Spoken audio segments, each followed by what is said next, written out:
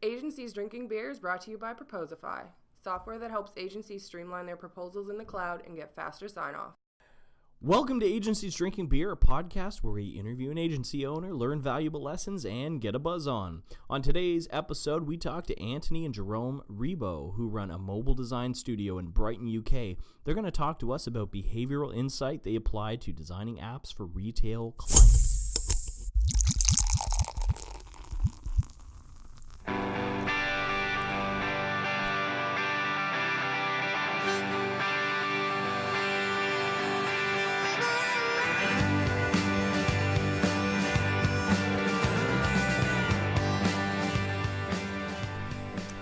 How's your day going? It's going pretty good now that I'm on my third brewski. We finally got a negative iTunes review. Somebody signed up to listen to a podcast called Agencies Drinking Beer, and they didn't like the fact that we drink beer on the podcast. It reminds me of when I was living in the U.S. and I used to listen to Howard Stern in the morning. I like the way he interviewed people, and people used to complain about him all the time, and I say, don't listen to him. Go to a different dial. Yeah. God, that drives me crazy. People want censorship. Well, just don't listen to it. It's not like we snuck drinking beer into the show. We called it agency, like super sober people talking, and then we were like, actually, we're drunk. We didn't do that. Yep. I don't know. I digress. So in another news, my 3-year-old came to me this morning, pulled lettuce out of the fridge, and asked me for a salad for breakfast. I'm impressed. Greens are healthy. A little 3-year-old. He can barely talk. Any time of the day it's healthy. He's like, salad. Oh, I made him salad for breakfast. Did he eat it? Yeah, he ate almost all of it. It didn't have a lot of stuff in it. It was basically lettuce in a bowl with some Caesar dressing. There's nothing else in it. Fine. Does he like eggs? He loves eggs. So what you could do is you can mix some hard-boiled eggs in there too to get some protein. I could do that. It's a complete meal. Yeah, that's true. It's important for the little brains to have that protein. Well, yeah. I haven't been, feeding his brain enough protein probably. Yeah. He likes to break eggs. He takes them out of the fridge, asks for them, and then breaks them. Is he still doing that? Going in the fridge and breaking stuff? He's a horrible child. I've said this before. Yeah, I know. He's been doing that for a while. He's a very mischievous boy. He likes to do whatever. If you go into a room and you're like, what's the last? Just think about that when you go into a room. You go, what is the last thing I would ever want somebody to do right now? It might be spill your drink, write on the walls, shit on the walls. Whatever the last thing is, he'll do it. Really? He's getting better, but he's a very mischievous boy. He's kind of like an Eddie Haskell. I bet he's going to be like Eddie Haskell when he becomes a teenager. What's Eddie Haskell? Oh, I forgot you're just in diapers. Anyways, there was a show called Leave It to Beaver. Oh, okay, I know that. I know of that. And there was a guy named Eddie Haskell, and he was the troublemaker. And so your son, when he becomes Eddie Haskell's age, which is about 17, 18, maybe 16, you'll go over and say, oh, hi, Mrs. Cleaver. Oh, what a beautiful dress you have on. Oh, I love that painting. But deep down inside. Yeah, this is Dennis the Menace. Yeah, it's going to be Mr. bad. Wilson. Yeah. Yes. It's going to be bad. All right. Well, let's move on to the top 3 posts of the week.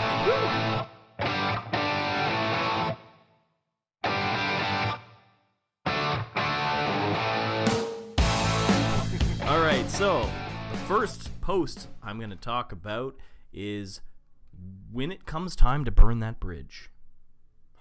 Burning bridges with clients. No. So this is written by Spider Schneider. Yeah, right. The person's name is Spider Schneider. What? I know. Oh my God, it is. All right. Apologies to Spider. But spell it out. Speider. This is his first name. Schneider's fine, but Spider Schneider. Yeah, it is Spider Schneider. Oh, what are the parents thinking when they do that stuff? I think he's German. It has to be German. Spider Schneider. We have ways to make you speak. We have ways to burn that bridge. Just don't mention the var. Oh, God. Oh, no. Okay, cool. Kevin likes to increase our volume of hate mail. No. I love faulty towers. I tell you what, everybody that's listening, go on YouTube and punch in "Don't mention the war, faulty towers," and you'll get a really. I know nothing. Nothing. Okay, so Spider Schneider wants to talk about when it comes to time to burn that bridge. So you've got a client and you realize there's no fit. They're asking ridiculous things. When is the right time, or should you burn that bridge? And I think it's a he. I'm going to assume it's anyone named Spider is not a lady, but I don't know. So he's like talking about clients saying stuff like, we don't need a contract. If you don't trust me, you might as well walk out right now and miss out on some really good projects for big money. And he said somebody actually said that to him, and you'd swear there's a book on how to get free design work. I apologize for that. Edit that out so we don't get any more bad reviews. I'll try. God, you make it hard on me. Or they like, I've got a few little fixes. It's not going to take a lot of time. One of like stock images. They're like, oh, we've got a budget for stock images, but you actually just do custom illustration work. Yeah. So all these different reasons, like why clients sometimes ask for too much, or they're bad clients, and when is the right time to burn that bridge. And I'll quote one thing. He says that it always struck me when it comes time to negotiate or try to fix a disagreement, I always keep an eye towards where the cutting blade is. As the red flags come up, deal with them immediately, or they'll only grow. Put out the little fires as they start. It's better to keep the job and educate the client if they can be. All right. So anyway, he talks about like some legal things to keep in mind about making sure you've got a tight contract and all that kind of stuff. I'm going to link to that in the show notes. I'm not going to spend a whole lot more time on that. The second post I'm going to talk about is called The 3 Reasons Most People Fall Short at Entrepreneurship. This was contributed by Matt Mayberry. What's with the alliteration in our author names this week? We've got Spider Schneider and Matt Mayberry. Is the next one going to be like... People are going to think you're making this up. But you're not. I can see their names. It's amazing. Well, I don't know what the third one is going to be. I'm going to look at the name. Schneider. I just and, love that. I got to keep saying it. And Matt Mayberry. Yeah, I don't know. Matt Mayberry's like an old name. Like do your old coal miner voice. Oh, yeah. No, like say. prospector. Yeah. Well, if it isn't Gus Chiggins. Yeah. Matt Mayberry, though. My name's Matt Mayberry. I'm going to find you some gold. So Matt Mayberry talks about the 3 reasons most people fall short at entrepreneurship. What do you think they are? Just guess. Don't even look. Don't look at my screen. The 3 things that people fall short on. Is undercapitalization. They never have enough capital. Well, not businesses, why businesses fail, but why do individual entrepreneurs fail? Like, why can't they do it? Wrong idea. No, lack of research. Mm-hmm. They don't surround themselves with the right people. Yeah. That's what I would say. That's good. No, all valid points. So the ones he talks about are, he quotes New York Times bestselling author and mega hustler Gary Vaynerchuk, who quotes a few things. So he says, so many want to be experts in a field they never learned, experienced, or mastered themselves. Research. So you can't fake it.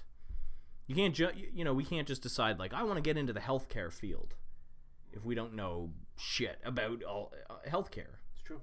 And I think I've read before, too, that, like, to be an expert at anything, whether it's painting or filmmaking or music or whatever, you've got to spend minimum 10,000 hours doing it. So anyway, it's a good point, and I think it's why, again, we decided with our software that we wanted to focus on the agency business because it's what we knew. Yep. There's no point trying to like sell something to insurance agents if we don't know that business. I remember in Headspace we'd have people come in looking for us to build apps and ideas, again, for things they never were involved in. Mm-hmm. They thought it was low-hanging fruit and an easy idea, and yeah, absolutely. Well, and that plays into the next one, which is work ethic. So sometimes people think that they want to be like an armchair entrepreneur, and they want to be able to work their 9 to 5 and be done at 5 and, get their full weekends and take every vacation day off and watch, TV and play video games all night. Dude. They don't want to put in the work. Dude, that article you sent about SaaS that you said there was a lot like us about how it takes 2 years to get product market fit plays right into that. Yeah. There's so many people say, I'm going to build an app and it's going to make a lot of money within a month. Mm-hmm. You're right. That's true. I think Elon Musk also said that like the way to be successful in business, of course, he's like, Tony Stark, he's Iron Man, of the business world. And it's just like if you work every day, 7 days a week for like 10 hours straight, you are going to accomplish more in a few months than most people will in a year. Yep. We don't like to think of that because everybody wants their downtime and everybody wants you don't want to burn out, but my wife often tells me that I get more done in a day than most people do in a week. Yeah. She sees it. Yeah. It's multitasking. And it's not just work, it's other things I have going too. It's just, you just do it. Get it done. And the third thing he says is watch the puck, and I think that's kind of taken from the Wayne Gretzky quote, fellow Canadian. This guy must be a Canadian. Yeah, it says, the Wayne Gretzky quote, which I'm pretty sure is him, said he doesn't, what's great about Gretzky was he didn't watch where the puck was, he watched where it was going to be. Right. And that's where all the great entrepreneurs like Steve Jobs and whatnot, they weren't trying to like just duplicate somebody else's idea. They were trying to see like, where could this go in 5 years down the road, 10 years down the road. Yep. It makes complete sense. Predicting where it's going to go. Mm-hmm. Okay, so the last post I was going to talk about was coaching employees in the new economy. And this was another interesting name, David Hassel. Hoff. No, just Hassel. Oh, okay. David Hassel. Don't hassle me. Don't hassle the Hoff. What's with these names today? Are we being punked? We've got Matt Mayberry, David Hassel, and Spider Schneidel. Don't mention Ziva. We're gonna get hate mail. So David talks about coaching employees in the new economy. So there's a few things here. So he's talking about how the adult mind isn't fixed. Now, I'll quote something. So he says, "So I am." He's talking about people getting tested. When people get their IQ tested, or they get like what are those tests called? You know what I mean? Like SATs. Yeah. Yeah. Okay. So he's like, so saying I am limited by what the test score says is itself a fixed mindset that's completely inaccurate. When employees are placed in environments where they're stimulated, encouraged to learn and grow, they're not overly stressed, they can be empowered to achieve more than they previously thought possible. The goal is not to focus on anyone's limitations, but rather to focus on the possibilities and develop strategies to achieve the desired results. So that's kind of a wordy way of basically saying to not treat people like commodities, to not think that just because somebody doesn't know something now doesn't mean they couldn't excel with a little bit more time and a little bit more coaching. Giving people leeway to make mistakes, yes. Not micromanaging, and you take calculated risks, but don't give somebody so much rope they can hang themselves with, but right. Allow some autonomy beyond their capabilities to make sure that they get out of their comfort zone. Yeah, asking them questions as well. And I think boiling it down, it's basically about not micromanaging and having like total control, or trying to have that illusion of control. With no further ado, let's introduce the Ribot brothers, who are going to talk about behavioral insights in the retail space. I'd like to welcome Anthony and Jerome Ribot, who run a mobile design studio in Brighton, UK. Thanks for being on the show, guys. Hey, thanks for having us. Hey, yeah, nice to be here. Awesome. You guys are our first UK guests. Woohoo! Woo! You get to hear your lovely accents. Yeah. You get to hear our, stupid accents. Stupid Canadian and UK and American accents. Hey, what's you? Ask Kevin to say mirror. No. He says it mirror. I'm from New England, so. And apparently I can't say about.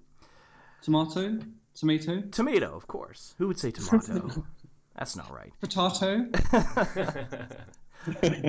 So how are you guys doing?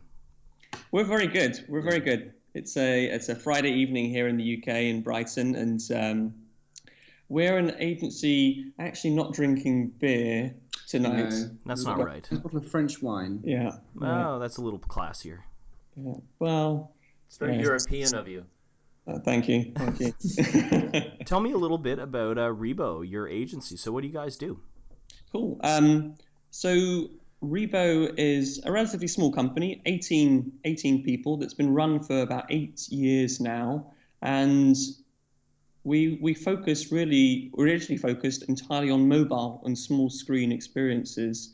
And we aim on, our focus is designing tools to enable people to live simpler, more fulfilling lives. So whatever we create, we want the things that we create to go into the hands of tens, hundreds, thousands, or kind of millions of people's hands, and have a kind of a better, positive experience. There's many things that we don't work on, like games and marketing gimmicks.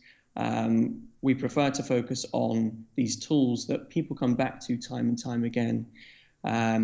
So founded by two brothers, we kind of found each other 10 years ago, 9-10 years ago, where we both recently moved down to Brighton, working at different companies, but somehow managed to pitch on the same project. And we were just given a weekend to come up with the pitch, and we got through the first round. And this company that we were working for was only 2 or 3 people big, or small, I should say. We got through the first round, which is against all the big London agencies of 50 plus people. Got through the second round and got into the final, and we were up against one other agency. In the end, we lost, and you get nothing for coming second. But it took us 2 weeks to realize 2 things. That number one, we realized we couldn't have done a better job with the constraints that we had. We did as best as we could, basically. And number 2, which was really the light bulb moment, was where we realized that the brothers worked extremely well together under high amounts of stress. So at that point, we decided that Jerome would jump ship from his company and then work kind of under my design team at the mobile company I was working for at the time as a freelancer. We'd then be able to build up our buffer a little bit quicker. And 3 months later, we co-founded Repo. There were no clients. And then 2 weeks later, we had Orange, the R&D part of Orange, the telecoms provider, and Nokia, which was quite big back in those days. Yeah. And this is back in 2006, 2007. Oh, so you guys have been doing it a while then? Yeah. Wow. Pre-iPhone, yeah. And you said that you worked well together. Typically, when you're dealing with family and business, I mean, that can be a challenge. So you guys, you guys aren't like the Oasis brothers, like fist fighting or anything in the office. In the 8 years that we've worked together, we've not really had any arguments. We've had disagreements, but the way that I personally like to describe us is that Jerome's the optimist, and maybe the more emotional brother, and I'm the realist, and maybe the more robotic brother. Apologies if my voice comes across as robotic today. More robotic. Yes, Ribot. Yes, you are Ribot. And apologies if my voice comes across as emotional. Try not to cry, okay? Yeah. But I think there's a real value in listening and continuing to listen. There's a reason why we've got 2 ears and 1 mouth, and it's just really looking at people's opinions and understanding their thought process, and then picking what you think is the right route. You're talking about kind of the UX process with clients to design things for their customers. Yeah, I guess it's more the early stage research side of things. The company was formed, and all of our clients were research orientated. So we had that from the offset. That very much that desire to understand the customer base, understand the problem that we're trying to resolve.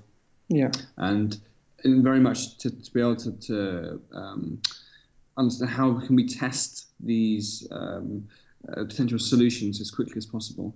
How do you find that with clients? Because I know, like, so we used to run an agency, as I'm sure you know, and we kind of touted ourselves as a UX agency. And clients always want the finished product, right? But they don't always want this to pay for and take the time and all the investment needed to get there. So they kind of expect you as designers to just read their mind, build what they want to build, and launch it and make it successful. But it sometimes takes that little bit of you've got to sell them on the process and walk them through the process and realize that you don't know all the answers. You need to learn them. That's what they're paying you for. So how do you guys handle that? Do you get a lot of pushback on that? I think I'm the one that really deals with the early stage new business bits, and you develop a kind of gut feel for, are they on the same wavelength? And in the early stages of having those discussions, we're looking to see if they're actually really listening, if they're able to kind of make changes to the briefs and things like that. We have a love of learning, and if they're not open to learning, they're not open to changing direction, then it's really not a project that's suited to us, and we'll kind of point them elsewhere. How do you?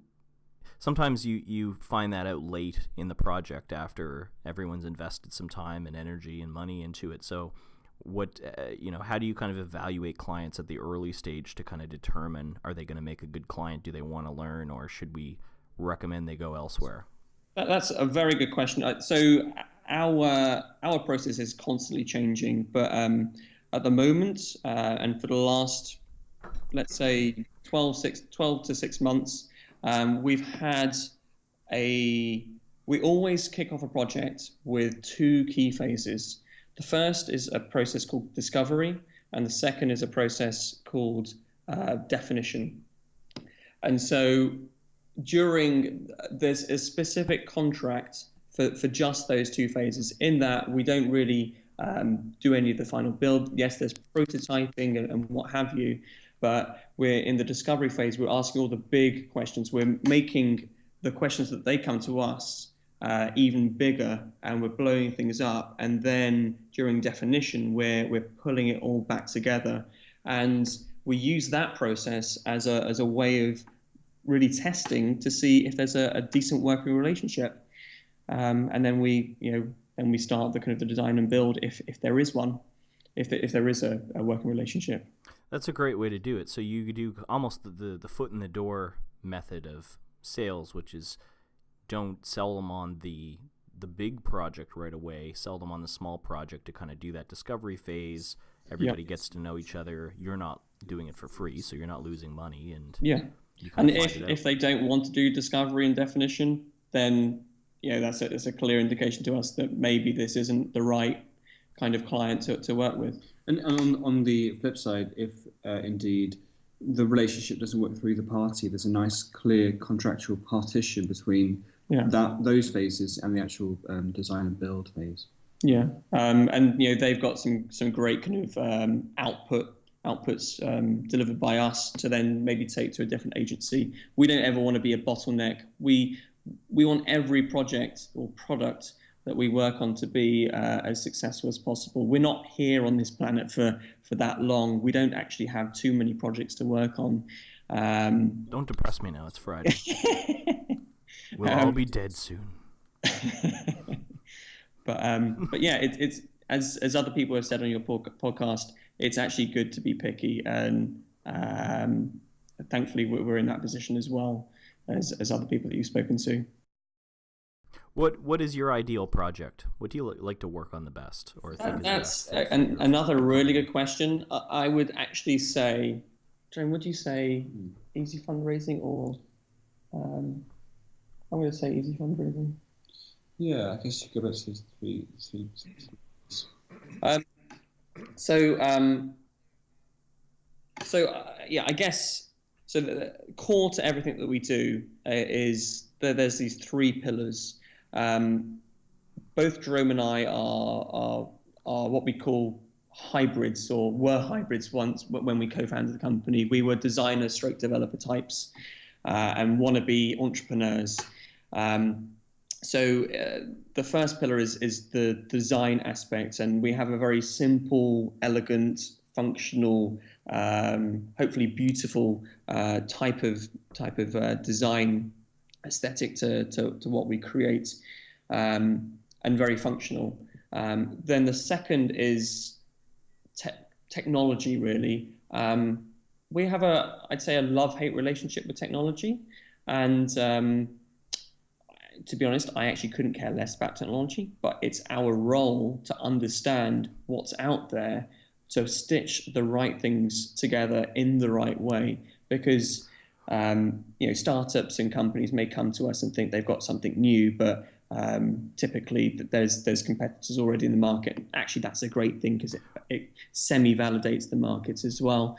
I agree completely. But what do you mean when you say you don't care about technology? Do you mean like if somebody comes to you and says, I want this built-in technology X, you don't we're technology agnostic, platform agnostic.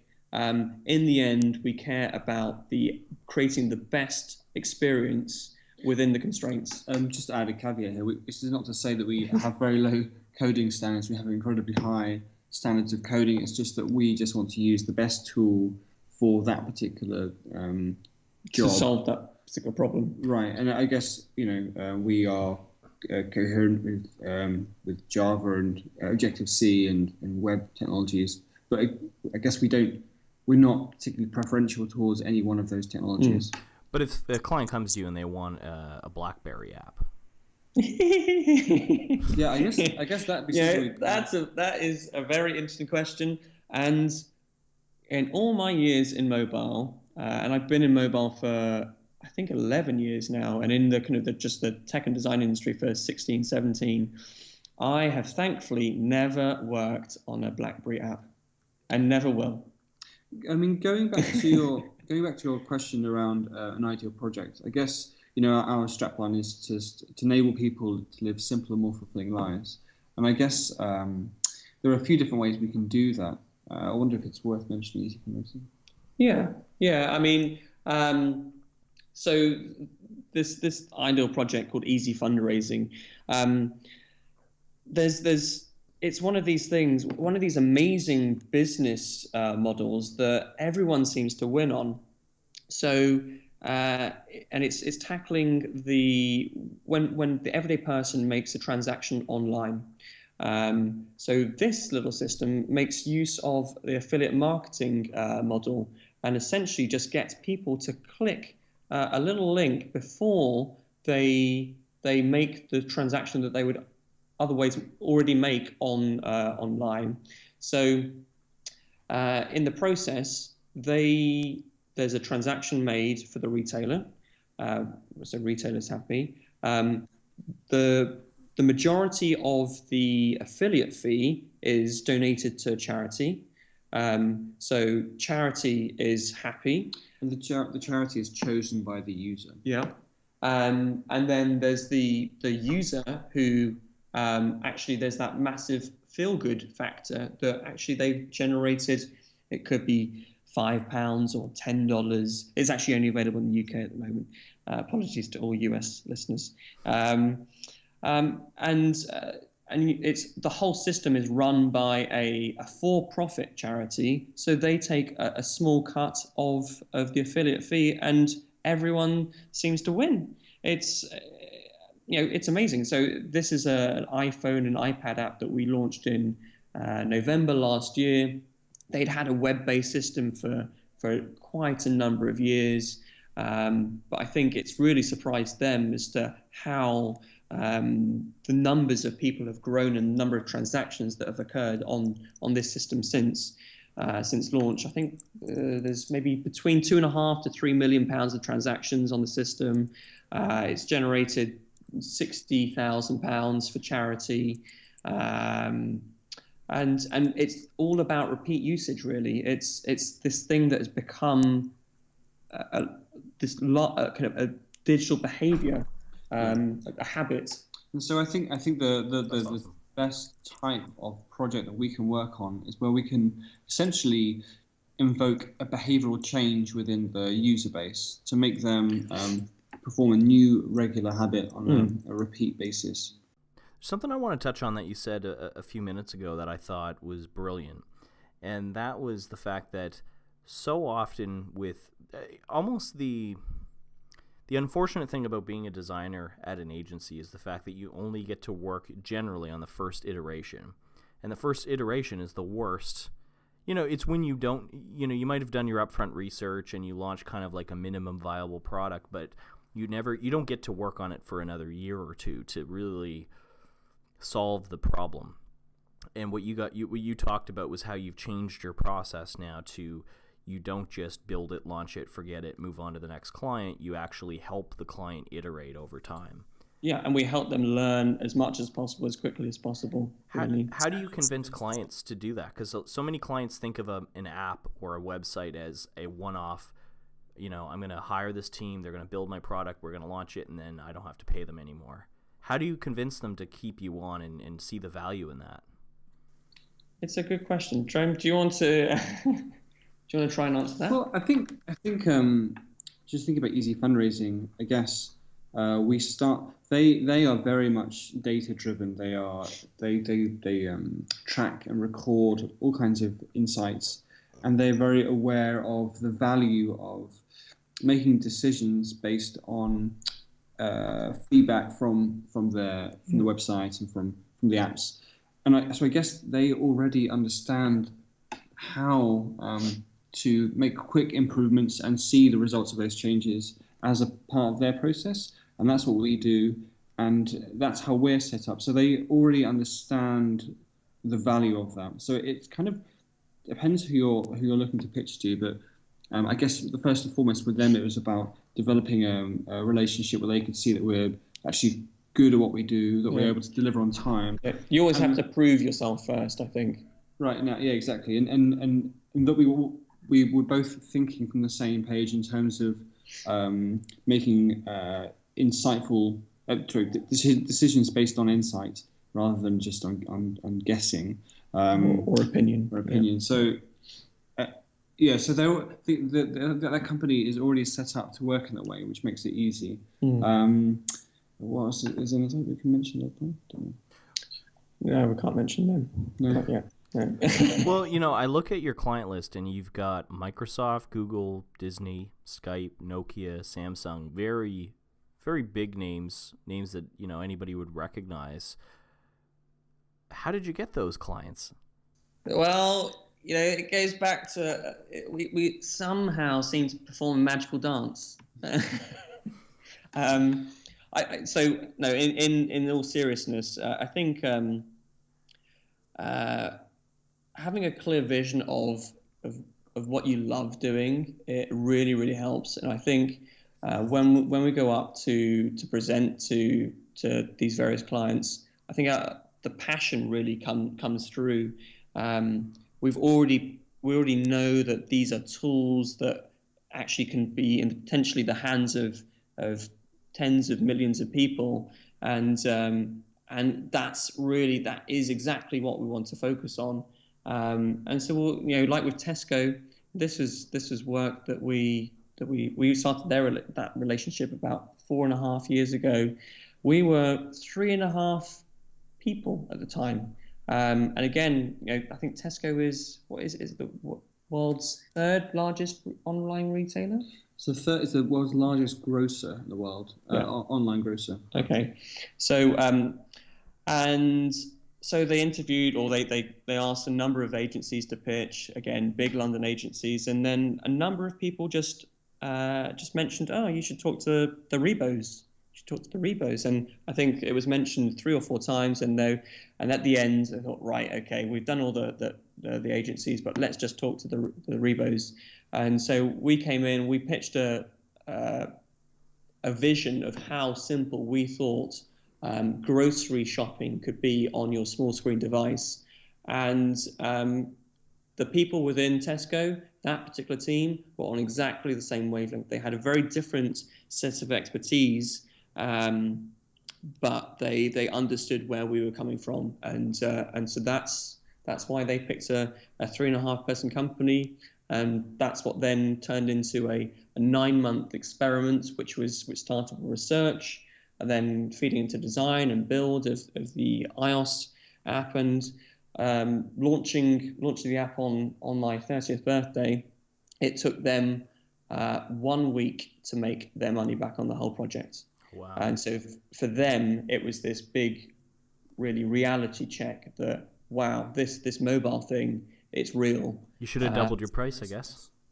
Yeah, should have upped the price, should have had like a revenue share in every transaction, but the Tesco lawyers probably wouldn't have agreed to that. So, but it's a great case study for us, and they've been a great team to work with over the years.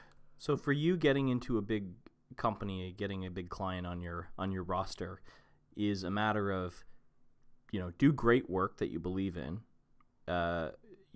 get the foot in the door through referrals, and then just nail the pitch.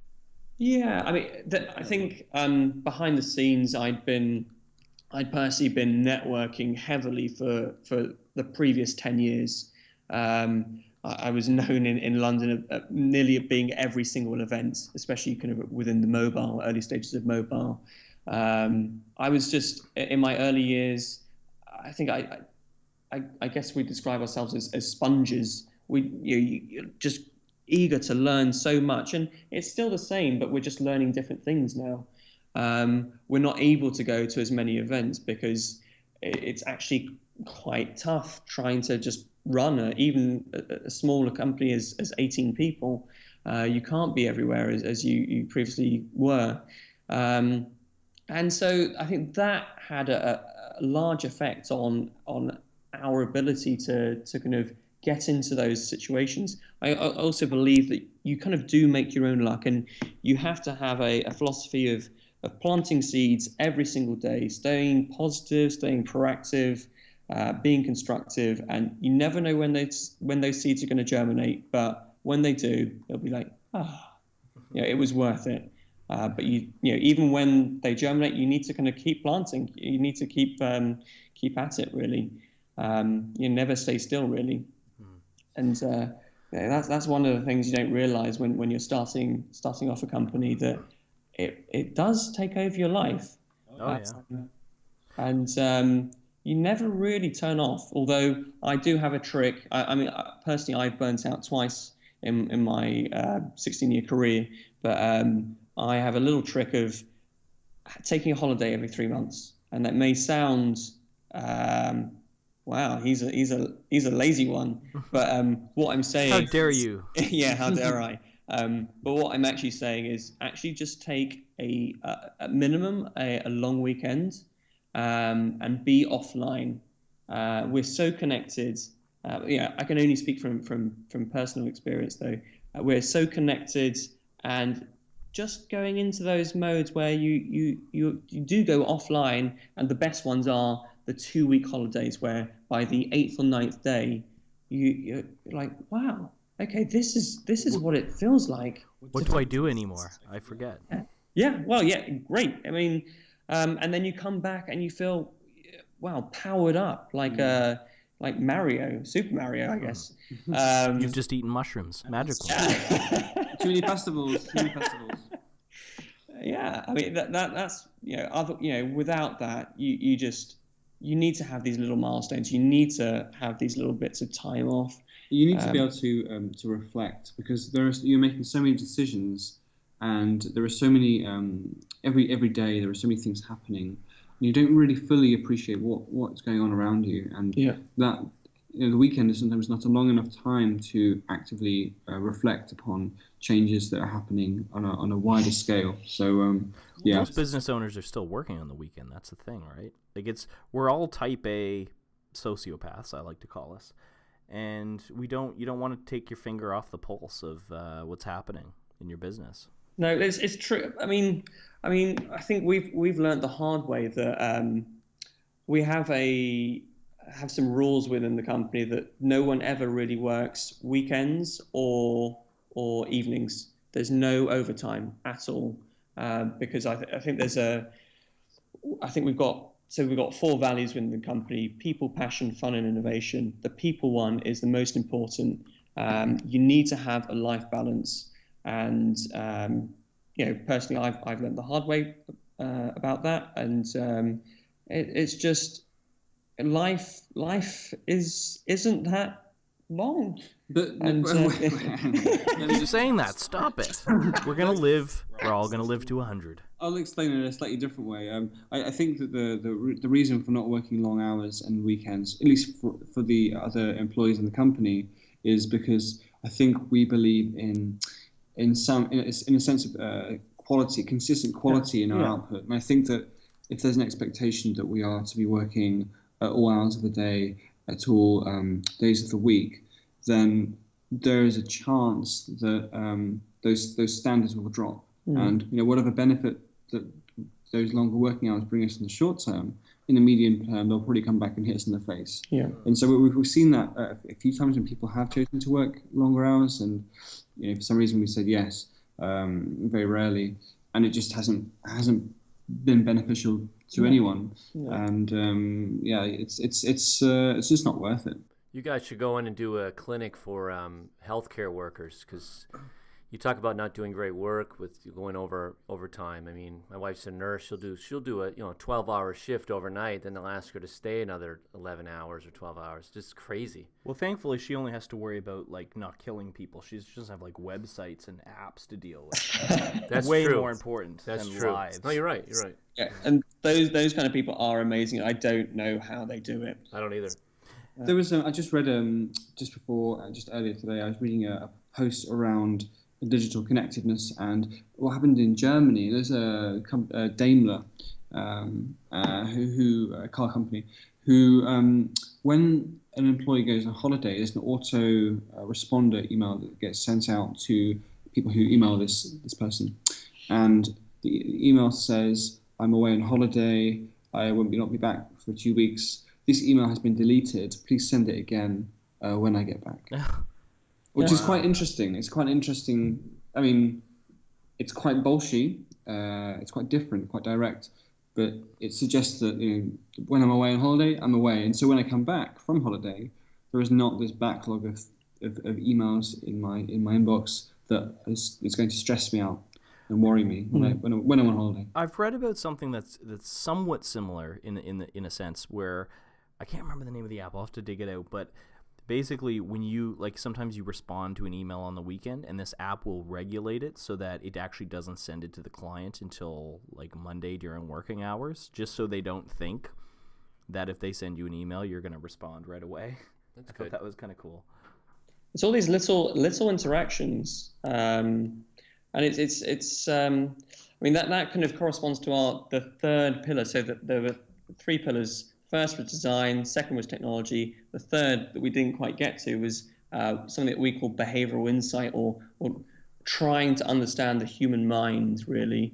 Because if we're going to create tools that people enjoy and love and value, we need to understand why they enjoy, love, and value these things. And so, I mean, Jerome, do you want to say anything more about understanding the mind and how that plays into the tools that we create? I think so. I think if we're going to be so interested in helping people develop habits and regularly using the software that we build, it has to be compelling. It has to be it has to reward them for coming back. We have to understand how people think and how they function in order to enable those habits to take place. So so we spend a lot of time thinking about habit forming and behavioral insight, and actually we've gone ahead and created our own. It's an online sort of resource of the latest behavioral findings called cogload.com, and it's, you might find a link on our thoughts page. We can probably type it into Skype. We'll link to it in the show notes. Sure, but really, it's just about taking. There's a whole area of behavioral economics research and consumer research that remains untapped. It's stuck in its own world, in its own academic world. But really, there's so much value there that people in those in the academic sector are creating that could and should massively inform the design of software that people use. to make better software that allows people to live simpler lives. It could be used for bad use as well. It could make people buy more against their will, or make people gamble more, or whatever. But the fact is, there is lots and lots of research that allows us to better understand how we think.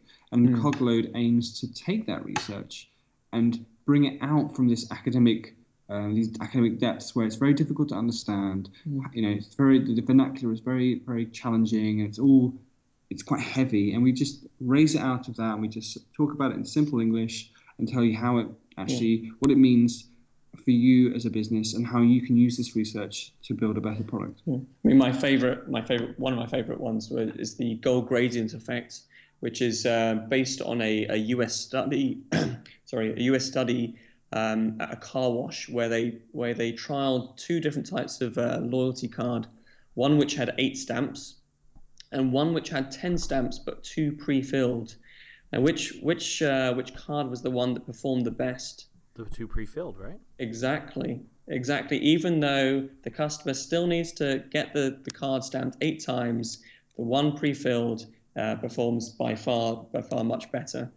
And then there's the other kind of actually people seem to really like, called the cognitive miser, where it's a bat and ball together cost $1.10.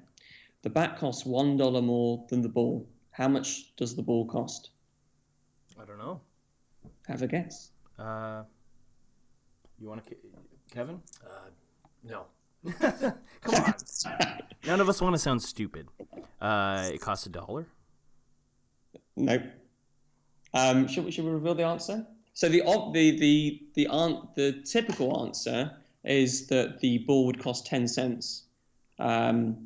So the bat and ball together costs $1.10.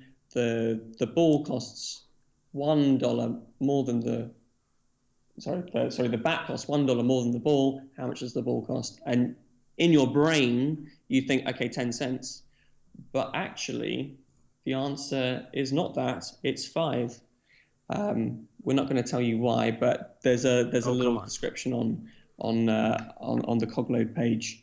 But it's all to do with the shortcuts in the brain, how we're really hooked up to make the decisions that we're making in our day-to-day experiences. Yeah, and so there's so much of this research that is coming out every single day. It's almost exponential now in terms of behavioral economics. So we're really big into behavioral insights and using it to make better products. So Cogload aims to do that. Now, you guys have recently, or maybe not recently, but you've kind of switched or evolved more into doing a lot of retail design work. So how is this behavioral insight playing into the retail space? Well, I think there's a great case study for us, really, for a coffee shop in London called Harrison Hall. They've got 43 shops, and we were their app/digital partners. And so maybe best described with the actual customer experience at the moment. So you're walking to the coffee shop, you get the app out, and you can kind of tap to check in. Behind the scenes, it will look at your nearest Harrison Hall and check you into that one. And then you put your phone back in the pocket, you walk into the shop 5-10 minutes later, and you're greeted and say, "Oh, hey Kevin, would you like your double flat white?" And you go, "Yeah, that'd be great." And this is a barista that you've never met before.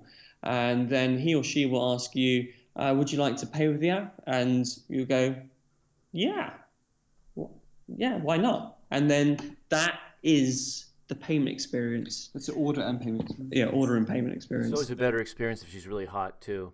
Actually, I actually had a coffee at one of those places in May. They have a location just down from the National Gallery in London. It was awesome. Yeah, they have really good coffee. Ah, great. Yeah. And so as part of that, there's the loyalty card. So you, on your first download of the app, you get a loyalty card pre-filled with 6 stamps, so you get a free coffee. So it starts the it incentivizes the first behavior of actually going to the shop to get your first coffee, even if you're not a Harrison Hall customer.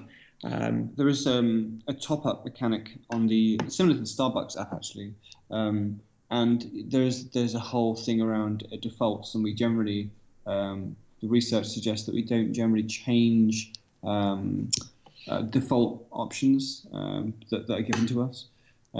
There's some good research about donors, and I think that there's a massive difference between donor organ. If you die and your body parts are taken away, for donor cards where it's automatically opted in, you're like 97% likely to go with that default option. Yeah. Whereas if it's you have to check the box to opt in, you're 27% likely. But so we have some interesting default options on the mobile app for the coffee shop that maybe nudge a slightly higher average transaction. Yeah. So there's little subtle things. Also, lots of nice feedback. We use there's a little dial if you play with the app. There's a little dial to spin around with different amounts that you can top up by, and we use like a xylophone style. You can play "Mary Had a Little Lamb" on it if you get it the right way. Yeah, so it's like lots of positive feedback and joy and like surprise at various points in the journey as well. So. And they're very interested in using that stuff. It's been very interesting just dealing with the retail space. I guess our relationship with retail started off with Tesco initially in just apps, and then after we finished with just the normal apps, we started working with Tesco Innovation and working on projects which was kind of, I guess you'd define it as where physical meets digital. Where we'd be trying to meld the best of both worlds, where we'd be looking at problems in the big supermarkets, and one specific problem that we tackled was in the typical big supermarket for Tesco, they could stock 700 toys, but online they had I think maybe 10 to 12,000 available. So we came up with, in a very short story, a very large iPad interface, which was tall. I think it was 70 or 80 inches tall, and it was very playful. It was very simple. I think that was one of the learnings, that larger interfaces don't necessarily mean more content on them. We're getting to a point where, and it's so exciting to be alive right now. We're getting to a point where we are simplifying our everyday lives. There have been so many inventions in technology over the last 200 years, which have, with each of those, we've had to learn them. They've actually been a barrier. But now we're getting to a point where we actually understand the value of design, and we're designing technology so that actually it's invisible, but the interactions are much more physical. And we all typically get the physical interactions because we live in a physical world. So like iPad or touchscreens are sort of the classic example of that. And that is just the start. You get into haptic feedback where we'll go in the next 5 or 10 years, and it gets where you can feel the interface, and that gets really interesting. And so, we created for Tesco there something that was very simple, that allowed people to explore. There were these fun elements where the toys were brought to life, and people could then essentially conduct the transaction and pick the toy up the next day. And it was the most engaging. What was the quote, Jerome? I don't know. Well, I guess it was the most. There are a few nice things. A few nice things, yeah. The most engaging experience in store. And I guess one key thing that we set out at the start of that is not to end up with something that we call NKS, which is nasty kiosk syndrome. I mean, we all know those horrible kiosky things that are in shopping malls, and various people have tried them, and no one wants to be seen using them. But this thing that we came up with, people seem to kind of actually flock to, and there was an extremely high percentage of people who used it to then actually purchase something, not necessarily on that device at that point, but it could be in the store, it could be later in the day online. So it solved the problems of discovery, knowing that Tesco had a much larger range of toys than they had in store. So it was really about discovery and awareness, and it was really successful for them. There was some interesting insights around that, though, that we used various interesting technologies to change the interface a little bit. So as you walk, this screen is pretty big. We basically ripped out part of a shelving, sort of an aisle shelving unit to put this thing in, and it can look a little bit daunting because it's quite big. And so we wanted to make sure that we kept it really, really simple. And I think we took it almost to an extreme. And we used Connect to see whether people were walking past or not. And when someone wasn't close to the screen, we wanted to make the screen a much simpler, more inviting display. So we used Connect to actually change the UI. So if there's no one near to the screen, there's no point in showing all the little detailed bits of text on the screen. So actually, with the Connect and see that everyone's around, the text disappeared. And so actually, and you're walking past, all you see is the nice large images and none of the nasty details. So it's a much clearer thing. It's less potentially confusing, or it's much more simpler and attractive. It's an adaptive UI based on proximity, basically. Yeah, I think you guys are giving a lot of great insights and a lot of the way you approach things. And I know when we had Headspace, we kind of had to evolve and change, and I'm sure you guys have had to do a lot of that along the way. With 8 years, we were only in business for just about 6 years. But let me ask you, if you were to give a piece of advice to, well, actually, let me back up. A lot of our users for Proposify seem to be, I'd say about 50% of them are kind of starting out. Some of them don't even have a website yet, but they say, listen, we want to get some business in the door. And maybe from your perspective, what is probably a great piece of advice you can give to someone that's kind of starting out? Maybe they're either a freelancer or were already a freelancer but have decided to maybe hire another person to start to leverage that. What is the one thing you think that you could give these people some advice on? I would say.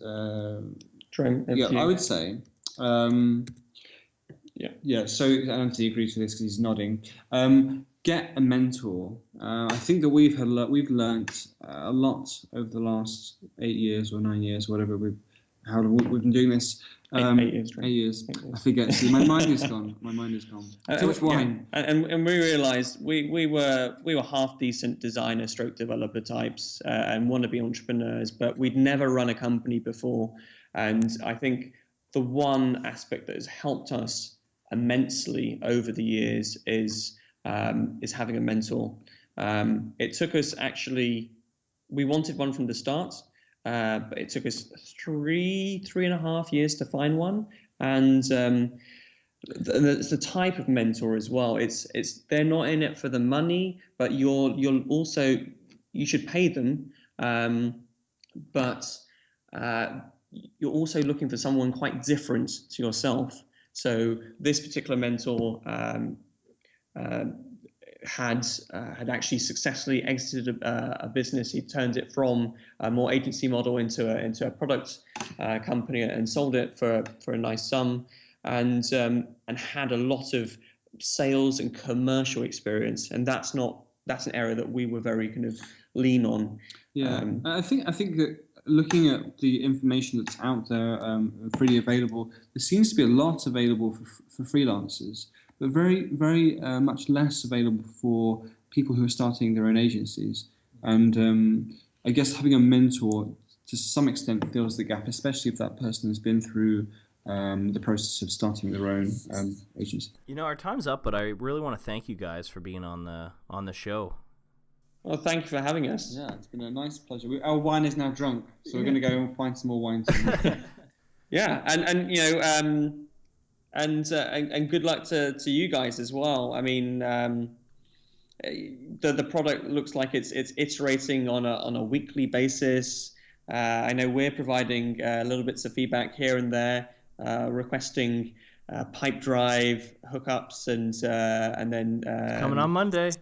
Yeah, oh, great, and then Zero is the next thing. Yes. And yeah, so it's become one of our core tools here at Rebo now. Yeah. It's made Anthony's job a lot easier. Yeah, his stress level seems to decrease. So that's great to hear, guys. Yeah, no, I really appreciate you guys being using it, and it's awesome. Cool. Well, I'm sure we'll be in touch again, and we're gonna send out some of the links you guys talked about on the show notes, and thanks for being on the show. Well, thank you for having us. Yeah, have a great weekend. Yeah, you too. Enjoy your evening. Have a great night. See ya. Bye. Good interview. Good blokes. Good blokes. Good blokes. That's offensive. No, they're fantastic. I don't think they'll be offended. No. At least I know they're not the Ribot brothers. They're the Ribot brothers. No, I like the way they're approaching business. Some of it was very familiar. Yeah. They seem like a very design focused company too. And I can tell you were excited about that. Yeah. Well, there's different kinds of small agencies, right? There's the ones like them that are very UX and design focused, and there's some that are like really marketing focused. But they seem to that's how they get those big clients, is the focus on design and research and knowing your customer and all that stuff. So it's really cool to hear from them. Their work's great. Yeah. We had the site up here on Kyle's computer here when we were talking to him. Yeah, some nice stuff. Mm-hmm. All right. Well, I guess we'll just sign off for now. And thanks for listening. Again, check us out on the iTunes Store, and we would really appreciate it if you left a rating. Goodbye for now.